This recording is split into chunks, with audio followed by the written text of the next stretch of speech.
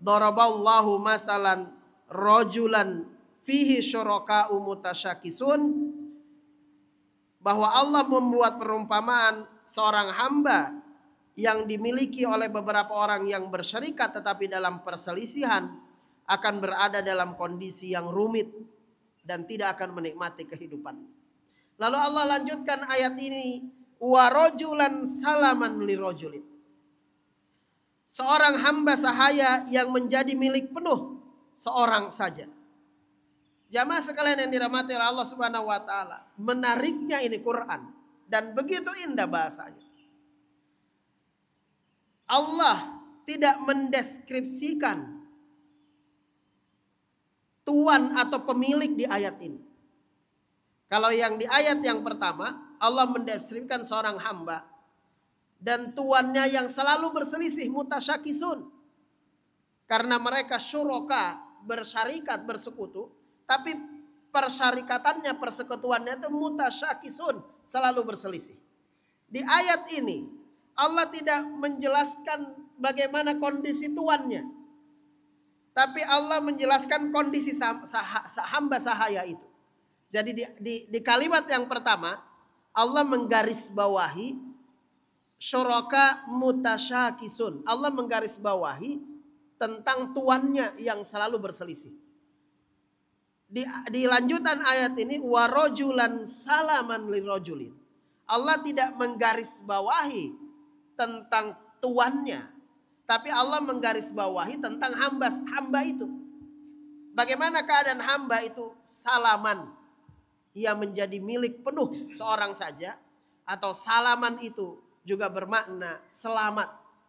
Ia berada dalam keselamatan karena dimiliki oleh seorang hamba. Salam itu juga berarti ketenangan.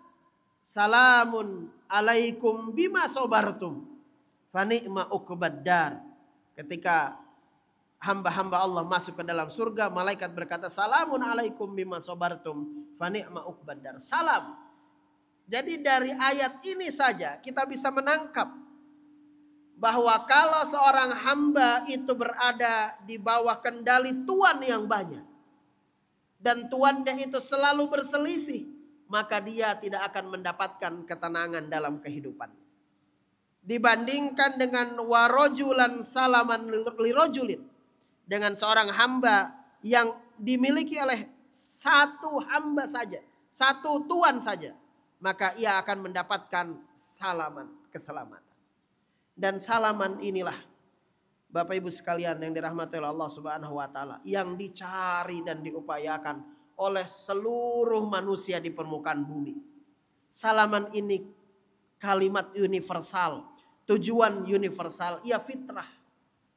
Fitrah manusia itu mencari keselamatan. Tidak ada satupun manusia yang dilahirkan di muka bumi ini terus berniat untuk mendapatkan kerugian. Tidak ada. Bahkan mereka yang menghuni sel-sel penjara, tidak ada satupun dari mereka yang lahir itu mencari, niatnya itu mencari keributan. Tapi semua manusia secara universal itu mencari yang namanya salama, keselamatan seluruh manusia. Apapun rasnya, apapun sukunya, apapun agamanya. Nah, syuraka fihi syuraka mutasyakisun. Ini menariknya ini Quran. Lalu ada kata rojulan salama. Syuraka itu artinya syirik, berkelompok dalam kesesatan. Salama itu artinya selamat atau juga menyerahkan diri. Dan dalam konteks agama, salama itu adalah Islam. Islam inilah yang memberikan ketenangan kepada kita.